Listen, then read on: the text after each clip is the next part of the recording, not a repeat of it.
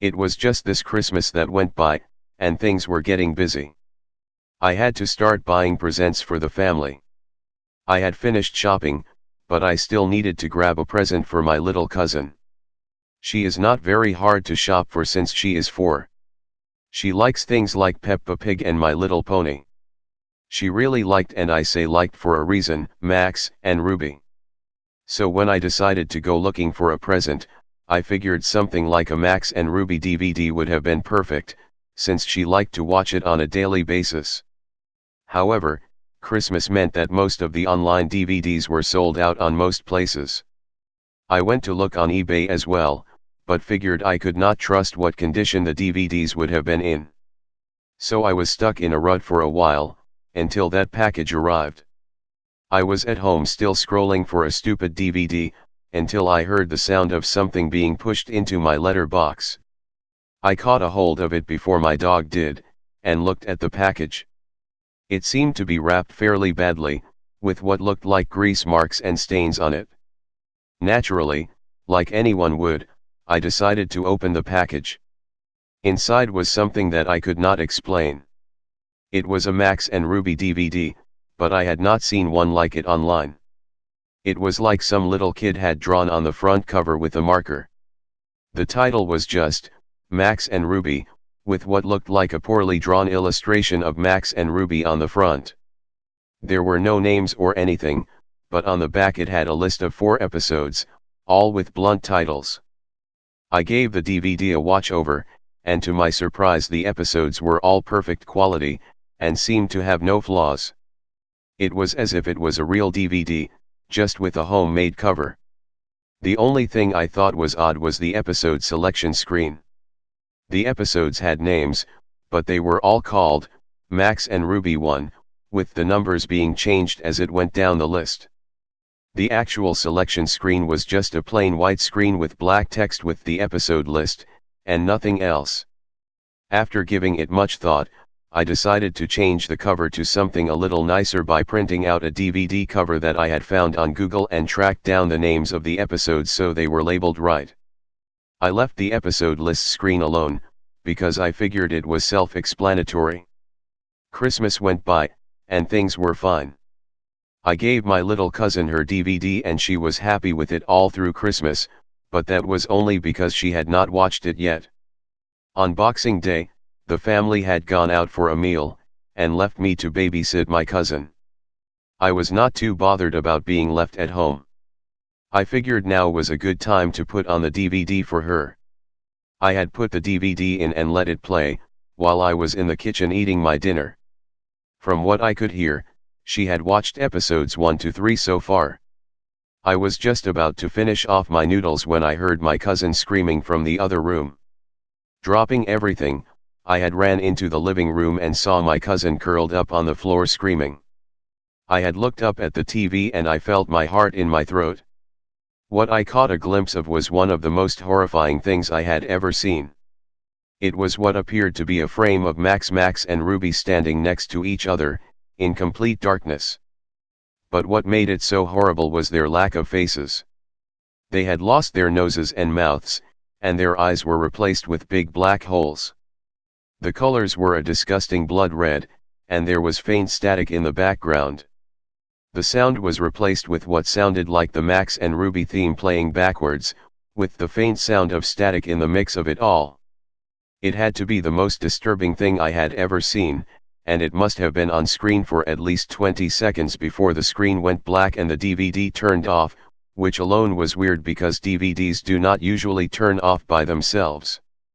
I was able to calm my cousin down, telling her it was not real, and she had just had a nightmare as she had fallen asleep in front of the DVD. However, I knew in my mind it was completely real. My parents had rung me up and told me they were going to be out all night, so this was going to be the best opportunity to look at this DVD more closely. I did not mention it to them, and as soon as the hung up I grabbed the DVD and stuck it on my laptop. As soon as it loaded, I noticed that episode_0004 had now been replaced with, R.I.P. Mommy and Daddy, which sent a deep chill down my back. Since my cousin was now asleep, I plugged in my earbuds so he can sleep without having to hear anything. Normally an episode of Max and Ruby would have 3 short stories, but this episode only had 1. It started off quite light-hearted. Max and Ruby were playing tag in the garden, and their parents were on the porch watching them play. However, something was off. The sound was playing in reverse, and the parents' faces were that of sadness. It panned to the mother and father, and in a voice of deep sorrow, the father spoke. "It's such a shame," he sighed.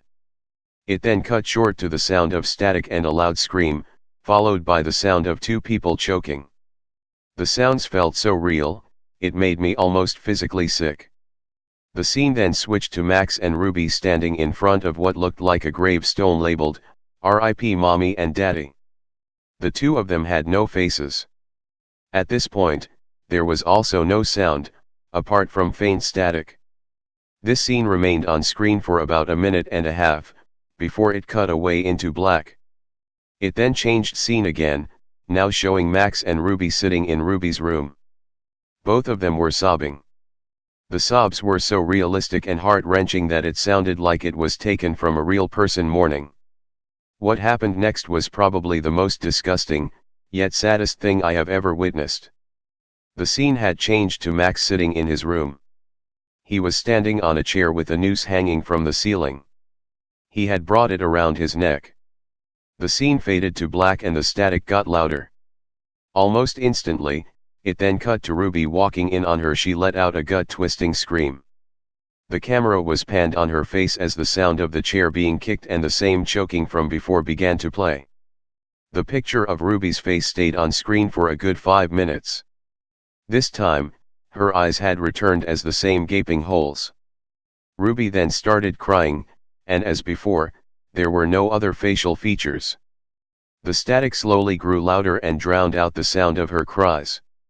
The scene cut to black with the loud static. When the screen returned, Ruby was standing, now on her own, in the garden by 2 gravestones. One was labeled, "R.I.P. Mommy and Daddy," and the other, "R.I.P. Brother." At this point, I had already been sick and was sitting all shaken. The episode seemed to have come to an end at last, as the Max and Ruby theme song played slowly in reverse. I was about to eject the DVD when the same image came up like it did on the TV. This time, however, there was text above the 2 rabbits that said, "Death is our only release." There were no credits or anything else. It stayed on this for a few seconds before the DVD finally popped out of my laptop. I sat there trying to contemplate what had happened. In my shock and fear, I made the stupid decision to break the DVD up as much as I could before leaving the house. Shoved the pieces down the drain. Thankfully, I kept a few screenshots and saved them to my laptop. The next couple of days went past without anything unusual happening. I had a few nightmares about the DVD, but luckily that was all. My cousin had gone back home along with the rest of the family. It was a late night, and my parents had gone out for dinner, leaving me to watch TV.